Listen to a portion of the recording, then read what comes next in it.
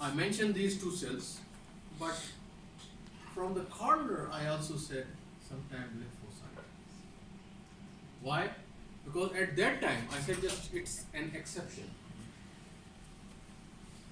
Where have you been? I was falling asleep. You know the attendance is gone. I have written the attendance. Okay. But I was here in the beginning. I know, because I have seen this boy sitting here at the end come to me and speak your attendance. Okay? Doesn't matter. So in skin, now the definition is a bit different of acute inflammation. Lasts for days to weeks. Acute lesion lasts for days to weeks and are characterized by inflammatory cells, mostly lymphocyte and macrophages. Neutrophils are not there. So means in a skin, the definition is totally changed. We are just looking at the time span from days to weeks. Means up till 4 weeks, 5 weeks. That's all. That is called acute dermatitis.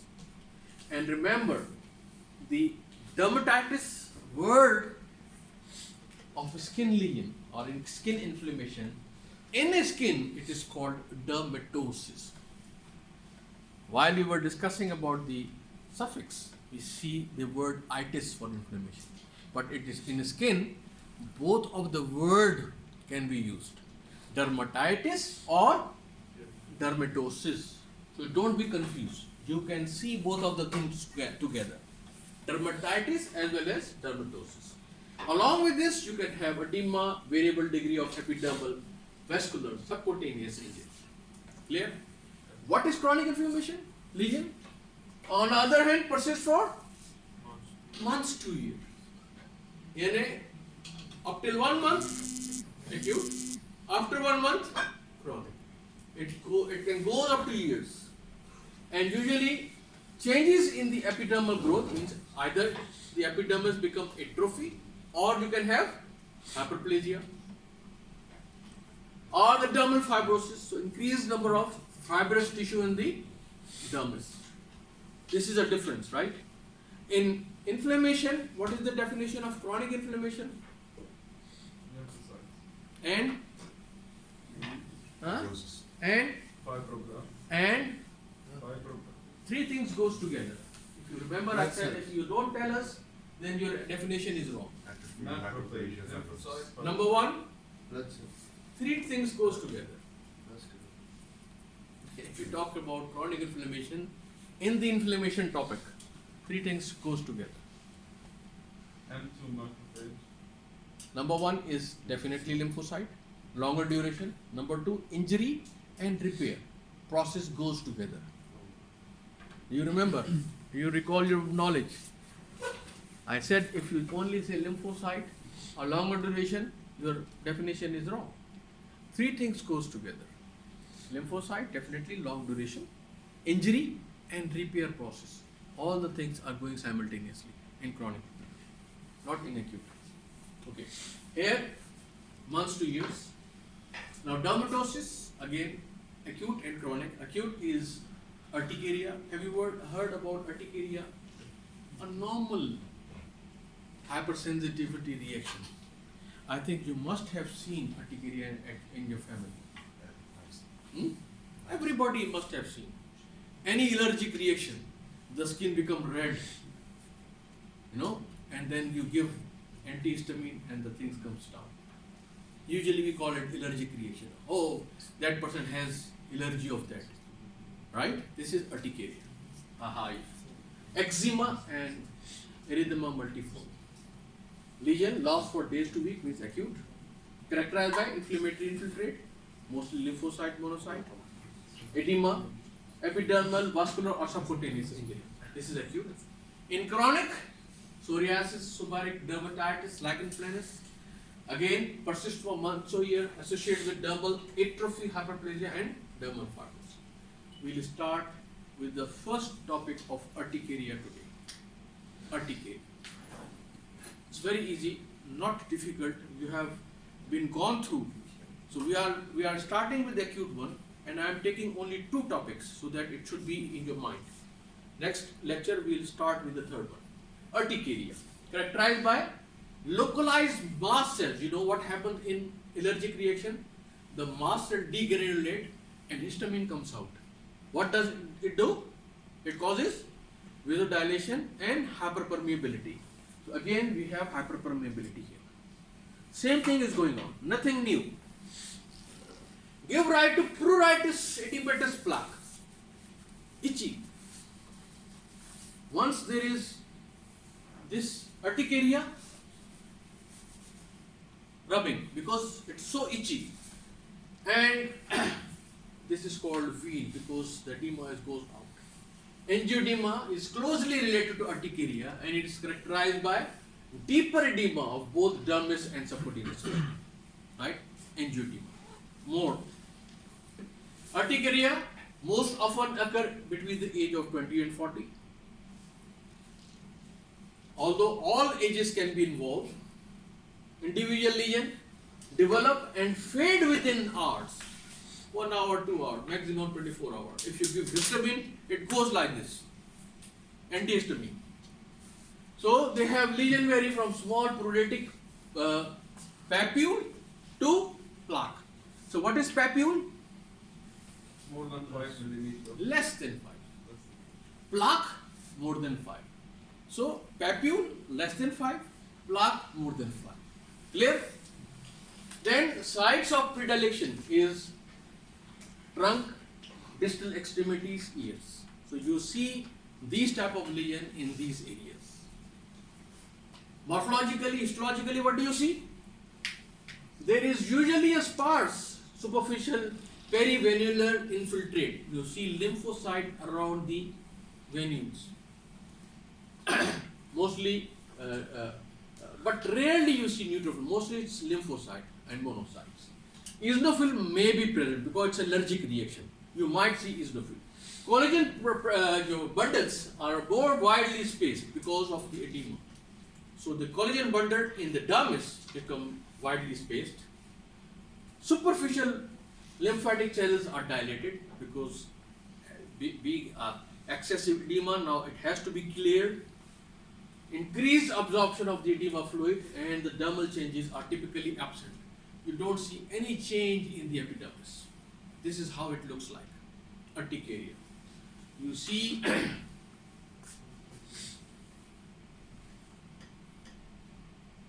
papule and plaque, slightly raised, less than 5 and more than 5.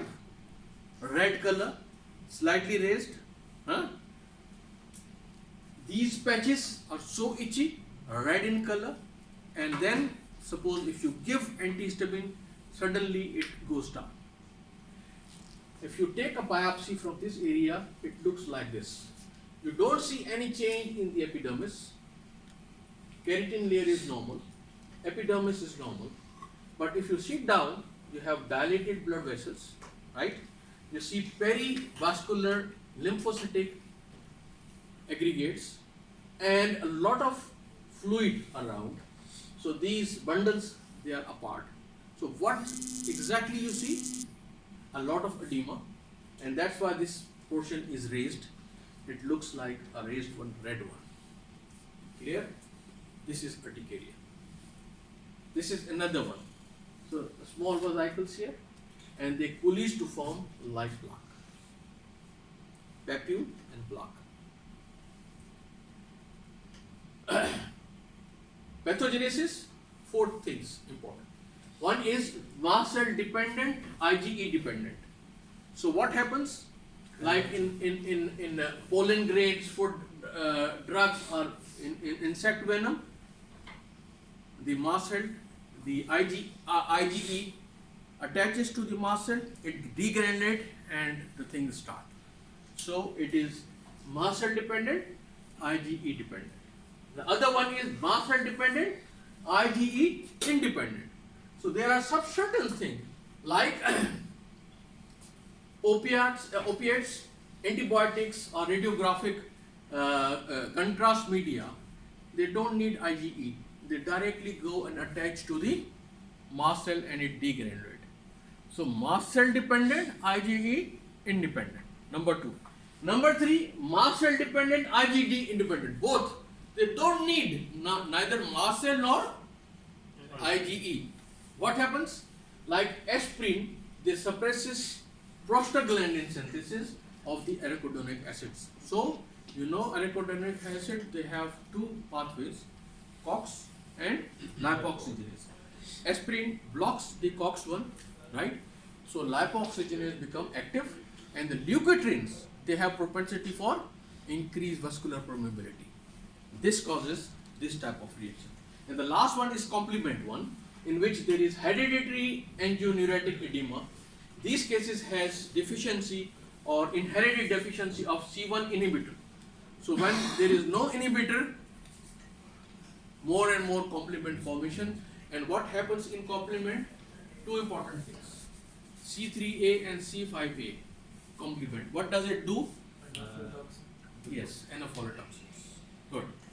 Now coming to this is another picture. So the pollen grains come in, activate T lymphocyte, which forms B lymphocyte to form this IgE, and this IgE is then attached to the mast cells.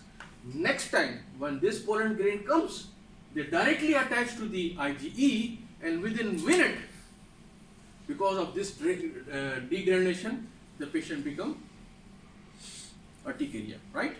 Now this is immediate effect. In the late effect, attached to the mast cells, right? So this is immediate one because they are degranulating, and other thing is they are activating the membrane phospholipid and activating the arachidonic acid metabolite.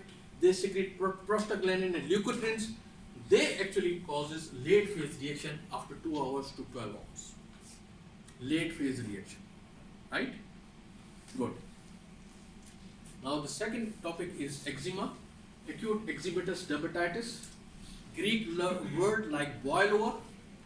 All forms are characterized by red papillovesicular oozing and crusted lesion. If persist, develop raised scaling plaques, and they cause acanthosis and hyperkeratosis. This is what you see in eczema. 5 types depend on the etiology or factors like allergic contact, anything which contact dermatitis, atopic like eczema and the thing, atopic one, drug induced, eat aspirin and they cause the photoeczematous, go out, sun lesion and they cause eczema, and primary irritant, any irritant can cause this eczema. 5 different ones. We'll start with the atopic one, which is these patients have pruritic itchy lesions, erythematous oozing rash, vesicle of edema. Usually you see in a face or flexure lesions. So these are the areas where you see this atopic dermatitis, most commonly flexus areas. These are type 1 hypersensitivity. These patients usually have asthma or allergic rhinitis. Defect in skin barrier like flagrant defective, means the gene flagrant is mitotic here, and what happens here, the stratum corneum is not, this flagrant is a cementing substance which usually keep the keratin together, but if it is not present, it is not been like this, okay. And you see one of the picture like this is very, it just like a boiling thing, that's why it's called boiled one. Other one is eczematous dermatitis or spongiotic dermatitis. Inside, when the people have ingested food or drug. Outside, when they have external application of antigen like poison, IV or any other thing, they become rashes, and then when they do patch skin test, they become positive. The new lesions are usually red papule with vesicle which oozes and become crusted, and the chronic lesion usually are raised scaling plaques, and this is how it looks like. Now pathogenesis, again the same one, the first picture I showed you, antigen presenting cell, take the antigen, go to the lymph node, and then they stimulate effector and memory cell. These effector cells goes there and they fight against that antigen, and then they secrete cytokine and chemokine, and inflammation reaction is there. Just 1 minute. So this is how it looks like: red pruritic edematous papillovesicle oozing, crusting, and then when it is suppurated by infection, that becomes yellowish in color, right? And then when it becomes chronic, raised scaling plaques are there with hyperkeratosis and acanthosis. So it looks like this one. So you see the difference between this is acute, this is a chronic one. Clear? And finally, this is another picture of this. You see how much small vesicles there, and if you see under microscope, it looks like this one. This is spongiosis. The intercellular bridging has increased in size, and they form microvesicle. This is the last slide. This is dermal edema in the initial phase with the paravascular inflammation. In the second phase, the edema goes up, the cells goes up, and microvesicles will be seen. In the third stage, this has become more and more spongiotic, and more cells are going up with hyperkeratosis. And D is a full-blown hyperkeratosis, acanthosis, and this is a chronic phase. Okay, so this was all about 2 diseases. Inshallah, we'll be doing the third one in the next lecture. Thank you very much. Sorry, Dr. So you come to my office and I'll take care of it.